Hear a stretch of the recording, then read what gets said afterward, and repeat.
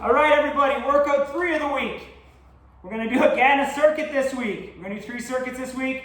The third one, you will need the ability to access a bench if you have it, some stairs if you're working and you have the ability to utilize some stairs, a box, coffee table, something of that height. Okay, something of roughly your bench height that has a stable base. Okay, I did tell people in the past to use chairs. Obviously a steel chair would be preferred, one that's not going to move. Okay, so group 1, you're going to have isometric squat holds, opposite hand, opposite foot planks, flutter kicks, and long jump burpees. All right, so your isometric squat holds, a good one. You're going to get into your regular squat position. Mine is feet shoulder width and toes slightly pointed out. All right, you're going to get locked in. So I'm going to do my shimmy, get my feet locked in. Then I'm going to go core tight, shoulder blades back. I'm holding the tennis ball between my shoulder blades.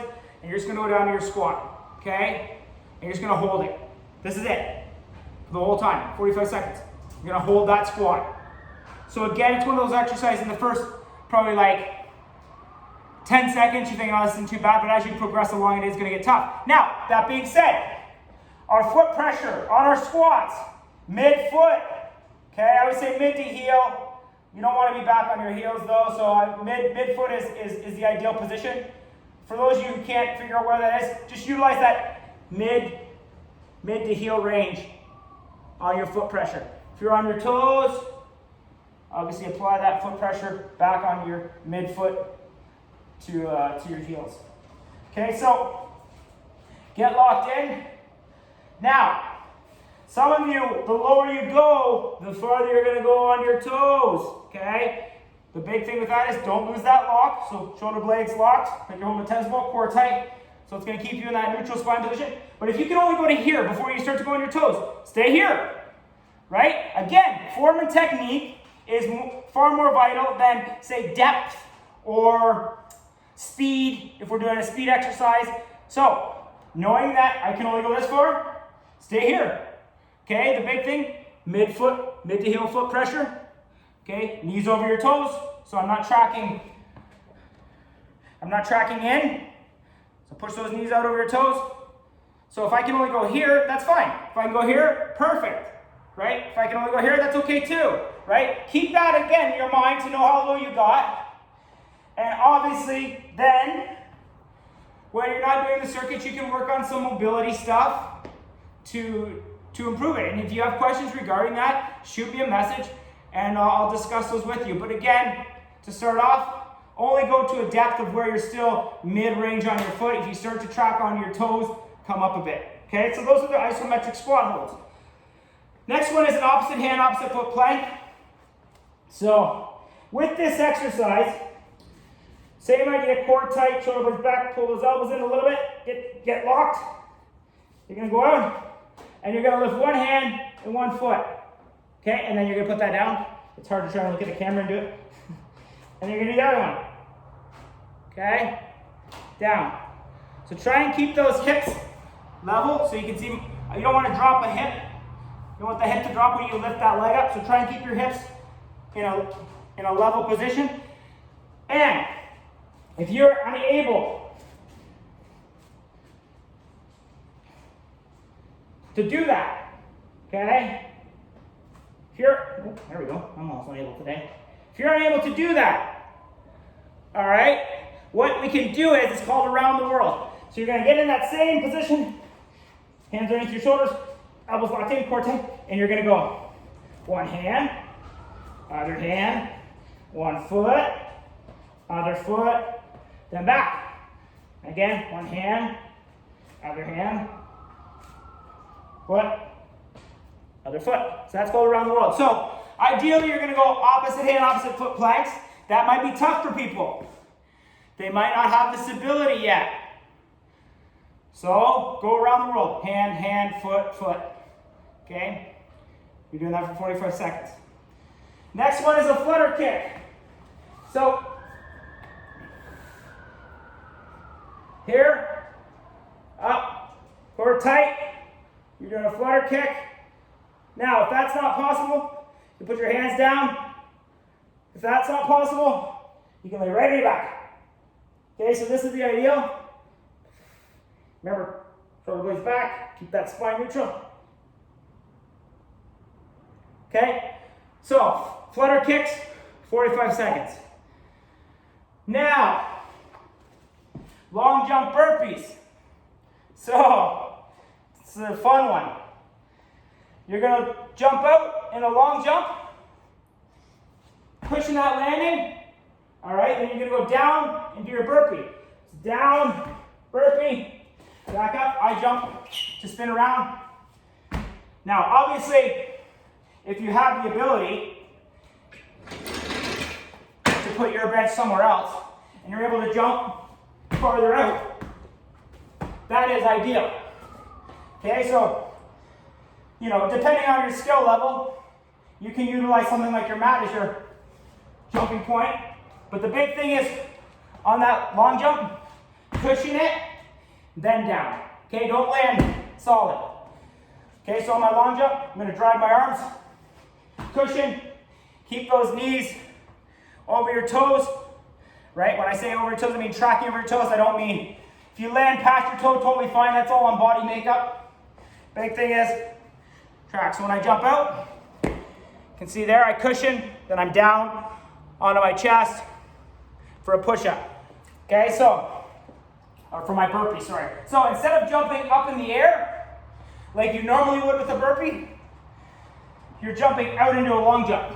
Cushion, down, push up. I jump, spin around jump. I think you could just turn back around, jump. Now, if you can't do a big long jump, that's fine. Do this. Just do a smaller jump. Okay, so obviously you're gonna cushion that. Smaller jump, down. Again, if you gotta go on your knees, that's fine. Push up, back up, spin around, shorter jump, cushion, down, on your knees, push up.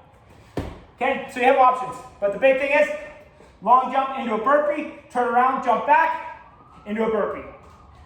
If you have room, you could do 2 in a row, one way, and then turn around. This is all based on room dependent. If you got a lot of room, do a long jump, do a burpee, do another long jump, do a burpee. Okay, and then turn around. You don't gotta necessarily work in a small area. It's just for me filming, I've gotta work in this small area, and some people may have that as their only option. Okay, so that's group 1. Isometric squat holds, opposite hand, opposite foot planks, or if you can't do that, around the world planks. Flutter kicks, long jump burpees. All right, next one is the side shuffle with a touchdown.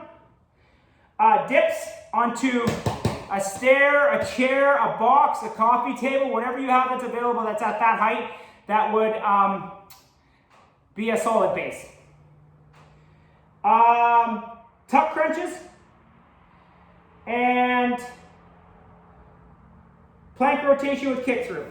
Okay, so group 2, let's do it. Side shuffles with a touchdown. It is exactly how it sounds. I'm just gonna keep moving my mat up here so I have enough room to hit my butt on the door. So you're gonna start on one side. This is obviously room dependent. Ideally, I would do 5 or more one way and then 5 or more back. But if you don't have the room, that's fine. Just do your mat width. So you're gonna get low, stay low, shuffle, touch, shuffle, touch. So the big thing with this one is learning body awareness. And I utilize that a lot, whether I'm on one foot or whether I'm directional change. So if you think of it this way, if I'm in that position and I'm shuffling and I don't counterbalance slightly when I get here to touch down, what's gonna happen? It's gonna keep me going in that opposite direction. So you gotta learn body awareness when you're coming to touch, that I'm landing, securing, and already getting myself driving back the opposite way. So you can see my body is already getting ready to drive back across. If I stayed in that same position of coming this way and I touch down, I'm not able to recover. So again, that's why we're utilizing that directional movement where you have to apply a little bit of force back, counter force, to get yourself going back in that opposite direction. So touch, touch, touch, touch, touch. So again, if you can go 5, like 1, 2, 3, 4, 5, touch, okay? That's okay too. The big thing, I want to see a touch right down and then a lateral movement back. All right, so that's your side shuffle with touchdown. Next one is your dips. So you can do a dip. Try and pull this into the screen with it. Dip onto a stair, chair, or a box. So hands are going to be nice close to the body, right underneath your shoulders. Okay, core tight, shoulder blades back again. Walk yourself out. You go down to 90, right back up. Okay, so my elbows are going to be out like that. It's going to be in that push-up type position that we were discussing previously. So again, walk into the bench, bring those elbows in tight, core tight, shoulder blades back, walk yourself out. Okay, now if that's too difficult, you can walk your feet in. The closer you walk your feet in, the easier it's going to be because you're creating that additional stability that you wouldn't have with your feet out. And it's going to take some of the load as well. So, again, core tight, shoulder blades back, get those hands underneath the shoulders, walk those elbows in tight, walk yourself out.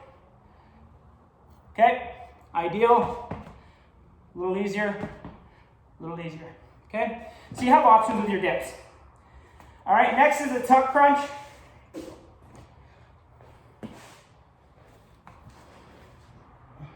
So, tuck crunch, again, just bring your knees in and out. So again, no hands down for the ideal.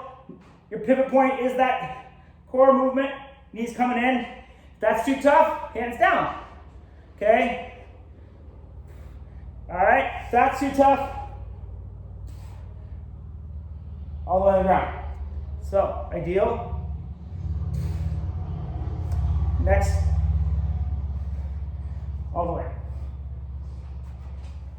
And if you've got to rest, again, that's fine. All right, take a rest. Don't kill yourself.